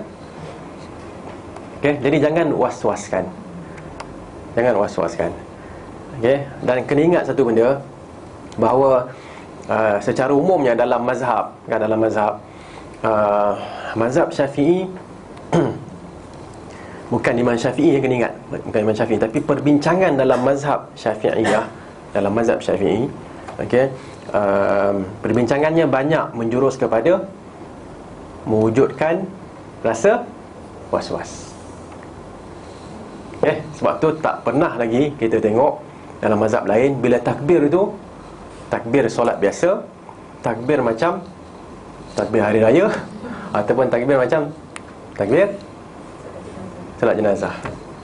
Tapi ada di kalangan masyarakat kita, nak takbir tu, imam dah takbir sekali dah, makmum semua dah takbir, tapi kita dah takbir Allah, tak kena, tak kena kan. Apa itu, apa dia sebenarnya? Was-was. Okay. Dan ada satu lagi bab bilik air ni. Ada juga orang yang kalau masuk bilik air, dia akan basuh secara percuma bilik air tu. Dia akan basuh, was-was kan. Dia basuh secara percuma bilik air tu. Dan bila basuh nanti, dia akan keluar dalam keadaan basah seluar dia. Basah bukan basah kena air kencing tak, tapi basah dia basuh balik. Was-was tu, was-was. Dilayan benda tu. Okey. Kerana kadang-kadang ada dalam perbincangan fiqah pun, kalau yang lelaki minta maaf sebut, dia kena urut supaya keluar air kencing tu. Sedangkan dalam mazhab lain kata kemaluan lelaki ni sama macam minta maaf sebut payudara perempuan. Kalau anak tu dihisap, keluar tak? Susu keluar. Anak tu tak hisap, keluar juga. Tak kan? Hisap keluar lah, tak hisap tak keluar. Jadi kalau nak kencing, kencing lah. Nak kencing tu tak payah nak pergi urut. Sampai adalah orang sebut masa kita belajar dulu, ada yang urat sampai keluar darah. Pasal apa? Pasal dia nak pastikan tak ada air kencing kat situ. Yang tidak, yang Allah Subhanahu Wa Taala tidak wajibkan benda tu. Okey, jadi benda tu adalah, was-was tu ada, jangan layan was-was tu. Okey, kadang-kadang perbincangan dalam mazhab tu ada. Saya rasa bukan Imam Syafi'i sendiri. Imam Syafi'i saya rasa banyak perbincangan dalam kitab Al-Um, jelas, tak ada hal. Tapi mungkin perbincangan yang selepasnya, contohnya macam niat solat, dalam kitab Al-Um tak ada pun kan, tak ada sebut pun kena usolli apa semua. Tapi dalam perbincangan ulama' ada sebut. Okay? Dan bila sebut pula, kena sebut benda tu dalam bahasa Arab. Bagi orang Melayu, letih lah. Betul tak? Yang hafal tak apa. Kalau dia musafir, daripada 4 rakaat kepada rakaatain. Betul? Untuk jama'an ilal asr pula, nak jamak kepada asar tu macam mana? Jadi dia jadi confused kat situ. Kalau menyusahkan, tak payah, dalam hati pun dah cukup. Okay? So itu jawapan dia lah. Boleh jadi kalau rasa tak nampak tu, kira hukum tak ada lah. Okay, Tadi macam siapa nak balik boleh balik ada kata kencing tak tus tu. Macam mana? Kencing tak tus, apa maksud dia? Ini penyakit. Kencing tak tus ialah sejenis penyakit.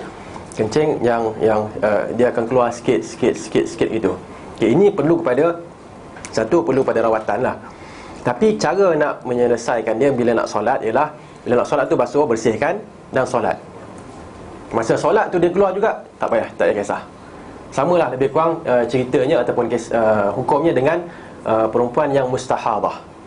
Perempuan yang ada darah istihadah ini ialah bukan darah haid. Darah haid dah keluar dah 7 hari, 8 hari tu. Lepas tu duk keluar lagi. Orang berhenti dah. Dia duk keluar lagi. Dan ini nama dia istihadah. Istihadah wajib solat juga. Tapi masa nak solat tu ada beberapa hukum lah kan. Antaranya mandi, kemudian ambil wudu untuk solat. Kalau boleh buat untuk setiap solat, bagus. Tak boleh, jamakkan ataupun dekatkan solat tu. Faham tak? Zuhur tu dah katalah pukul 4 berapa? 4.20 ke? 4.30 masuk asar. Okay, 4.20 tu zuhur. Okay, lepas tu asar dengan satu wudu. Okay, tu antara hukum-hukum yang ada kat situ lah. Tapi masa semayang tu keluar ustaz. Masa semayang tu keluar bukan urusan kita dah. Dah memang macam tu pun penyakit yang ada tu kan. Okay, so kita dah bersihkan. Masa semayang tu semayang je, walaupun dia keluar tak ada masalah. Cuma kena fikirkan macam mana tak nak kotorkan tempat solat. Okay, tu cara dia. Kena fikirlah cara nak ubat tu, kena buat lah sendiri. Adalah cara dia kan, perubatan yang moden ke, yang dulu ke, apa semua. Okay, selesai insyaAllah. Kita tutup dengan tasbih al-kafarah. Subhanakallahumma wa bihamdik, asyhadu an la ilaha illa anta, astaghfiruka wa atubu ilaik. Wallahu ta'ala.